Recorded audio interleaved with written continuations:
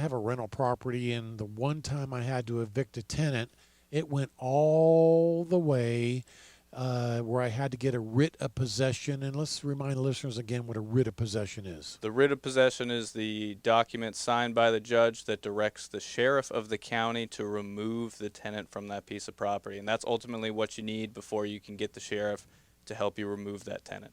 And so the writ literally says, it's a one-page piece of paper.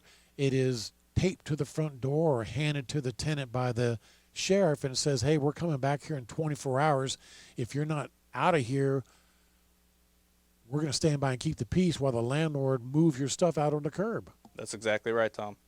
And I literally had to do that one time with one of my tenants. It just usually doesn't go that far. Usually the tenant realizes that it's over. You know, the gig is up.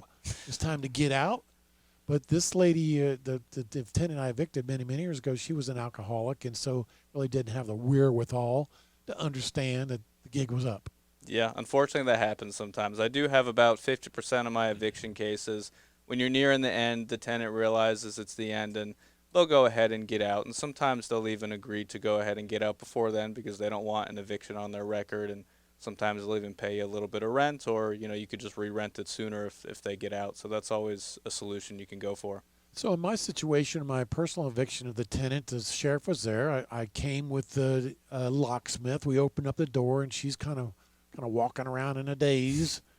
And the sheriff says, oh, ma'am, you're going to have to get out of here right now. She says, okay. She walks out the front door, and the sheriff goes, well, you may want to take your wallet and your cell phone with you.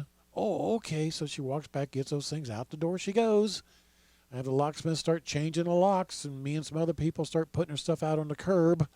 And a little while later, she's somehow on a bike. She's somehow got a buddy, and they're starting to put things on their bikes and trying to haul it away to wherever they went off to. I'm not sure where that was, but sad situation. But it's so many times in the law, things are settled in a gray area. It's kind of a no winner, no loser. But this is a situation where it's black and white. I mean, there's an end to it. There's stuff that's out on the curb. This is it.